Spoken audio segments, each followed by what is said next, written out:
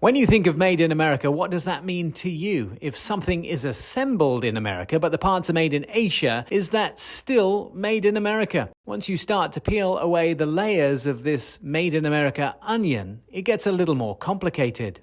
Now, all these forms of transportation are made in America. The Tundra, the Wrangler, the Lucid, the BMW, and this Zero motorcycle. 2 electrics, 2 plug-in hybrids, and a gas.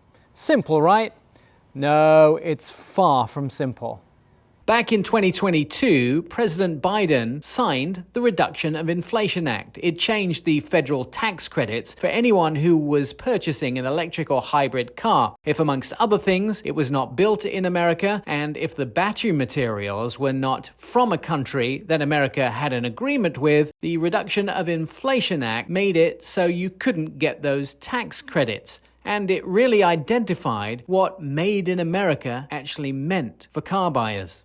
Now, Cars.com make a top 100 list of made in America vehicles, but they have to reach the made in America criteria to make it on the list. So what are the criteria?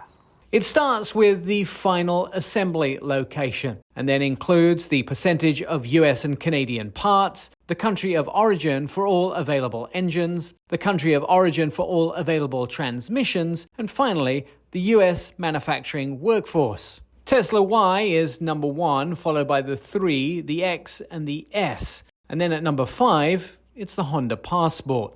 Number 6 is taken up by the VW ID4, which is built in Chattanooga. Honda's Odyssey minivan and Acura's MDX take up 7 and 8, and the last 2 spots are taken up by Honda's Ridgeline and Acura's RDX SUV. Now you can tell the world is changing. For the first time ever, there are 22 hybrid or electric vehicles on that list of made in America vehicles, and there's going to be more in the future. Now, I'm off to ride my made in America all electric motorcycle. I'm Nick Miles.